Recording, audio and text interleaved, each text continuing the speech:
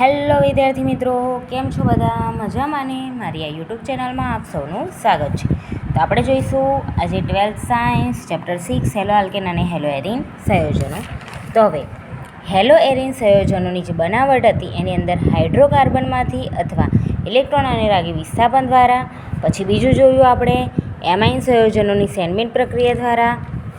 હવે હેલો એરિનના ભૌતિક ગુણધર્મો જોઈશું. બરાબર, એમાં જો ભૌતિક ગુણધર્મોમાં કાર્બનિક હેલાઇડ સંયોજનોના ભૌતિક ગુણધર્મો સમજાવીશું. બરાબર, શું કાર્બનિક હેલાઇડ સંયોજનોના ભૌતિક ગુણધર્મો જો. હવે કાર્બનિક હેલાઇડનો રંગ કેવો હોય? તો રંગવિહીન શુદ્ધ અવસ્થામાં, એટલે કે એકદમ ચોખ્ખી અવસ્થામાં, જેમાં કોઈ મિશ્ર હોય નહીં, તો શું આવે? રંગવિહીન. પછી આલ્કાઇલ હેલાઇડ.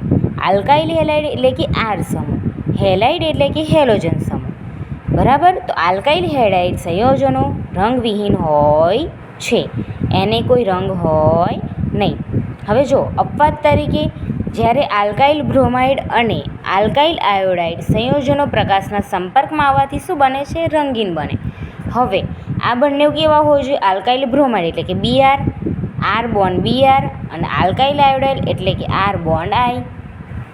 બરાબર, આવી રીતના આર બોન્ડ બીઆર અને આર બોન્ડ આયોડાઇડ. બરાબર, આ કેવા હોવું જોઈએ?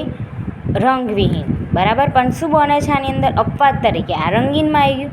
હવે મેં રંગવિહીનમાં લીધું એટલે મારે તો રંગવિહીન ગણવું પડે, પણ અપવાદ તરીકે કેવું છે? રંગીન. કેમ? કારણ કે પ્રકાશના સંશ્લેષણમાં આવે એટલા માટે. પછી ગંધ. આની ગંધ કેવી છે? એટલે કે વાસ. તો બાષ્પશીલ હેલોજનયુક્ત સંયોજનો મીઠી સુગંધ ધરાવે છે, એટલે કે મીઠી વાસવાળું છે. હવે આની અવસ્થા કેવી છે? કે methyl chloride, methyl bromide, ethyl chloride અને કેટલાક ક્લોરોફ્લોરોમિથેન ઓરડાના તાપમાને કેવા હોય છે? વાયુ સ્વરૂપે. ઘન પ્રવાહીન વાયુ હોય ને એમ આની અંદર શું છે? વાયુ સ્વરૂપે હોય છે. પછી ઊંચા સભ્યો પ્રવાહી તથા ઘન હોય છે. આ કેવા છે? મીડિયમ. હવે આનાથી ઊંચા હોય એ સભ્યો કેવા હોય? પ્રવાહી અથવા ઘન હોય છે. હવે ઉત્કલન બિંદુ. આપણે પહેલું શું જોયું? ભૌતિક ગુણધર્મો. હવે એની અંદર આપણે જોઈશું રંગ જોયો, ગંધ જોઈ, અવસ્થા જોઈ. હવે આપણે જોઈશું ઉત્કલન બિંદુ. ક્લોરાઇડ, બ્રોમાઇડ, આયોડાઇડ સંયોજનોના ક્લોરીન, બ્રોમિન, આયોડિન છે એ સંયોજનોના ઉત્કલન બિંદુ તેના જેટલા જ આણ્વીય દળ ધરાવતા હાઇડ્રોકાર્બન કરતાં કેવા હોય છે? ઊંચા હોય છે. બરાબર, જો હવે ધારો કે આયોડિન, બ્રોમિન, ક્લોરીનનું જે વજન હોય, હવે એટલું જ વજન, બરાબર, એટલું જ, એટલે ધારો કે ઉત્કલન બિંદુ આનું 40 હોય, 50 હોય, તો હવે એટલું જ વજન ધરાવતું હાઇડ્રોકાર્બન, બરાબર છે, તો એના કરતાં આ બધા કેવા હોય? ઊંચા હોય છે. શેના કરતાં? આયોડિન, બ્રોમિન, ક્લોરીન છે ને એનું ઉત્કલન બિંદુ ધારો કે જેટલું હોય ને એટલું જ વજન ધરાવતું હાઇડ્રોકાર્બન હોય ને એના કરતાં આયોડિન, બ્રોમિન બધા કેવા છે? ઊંચા છે. પછી અણુઓના કદ વધતા ઇલેક્ટ્રોનની સંખ્યા વધતા આકર્ષણ બળ વધે છે.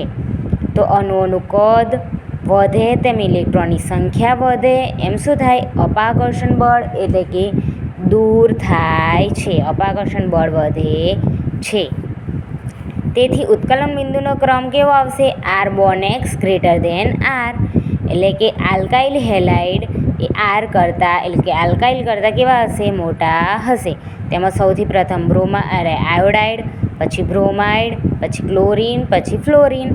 બરાબર, સૌથી મોટો આયોડિન છે, પછી બ્રોમિન છે, પછી ક્લોરીન છે, પછી ફ્લોરિન છે. તો આનો ક્રમ આવો આવે. પછી ઉલટું લખવું હોય તો લેસ ધેનમાં આવી રીતના લખાય. આ ગ્રેટર ધેન છે, સૌથી નાનું પૂછે તો ફ્લોરિન, પછી એનાથી મોટો ક્લોરીન, પછી એનાથી મોટો બ્રોમિન, પછી એનાથી મોટો આયોડિન. પછી સરખા વધતા ઉત્કલન બિંદુ ઘટે છે. બરાબર, શાખા વધે એમ ઉત્કલન બિંદુ શું થાય? ઘટે છે. 1 degree, 2 degree greater than 3 degree. બરાબર, 1 degree greater than 2 degree greater than 3 degree. પછી કાર્બન સંયોજનોના અણુઓ ધ્રુવીય, એટલે કે પ્લસ ડેલ્ટા માઇનસ ડેલ્ટા હોય છે. પછી સમઘટકીય ડાયહેલોબેન્ઝીન સંયોજનોના ઉત્કલન બિંદુ સમાન હોય છે. બરાબર, સમઘટકીય ડાયહેલોબેન્ઝીન સંયોજનો ખરા એના ઉત્કલન બિંદુ કેવા હોય? સમાન હોય છે. હવે જો અહીં પેરાના ઉત્કલન બિંદુ ઓર્થો અને મેટાના ઓર્થોના અને મેટા ત્રણેયના સમાન હોય છે. જો ઓર્થો, પેરા અને મેટા ત્રણેયના ઉત્કલન બિંદુ કેવા હોય છે? સમાન હોય છે. જો આ દર્શાય પેરા બરાબર ઓર્થો બરાબર મેટા, આ ત્રણેયના ઉત્કલન બિંદુ કેવા હોય? સરખા હોય છે. ઓકે, તો આજે આપણે શું જોયું? ભૌતિક ગુણધર્મો. કોના પણ? કાર્બનિક હેલાઇડ સંયોજનોના ભૌતિક ગુણધર્મો. જોઈ લો.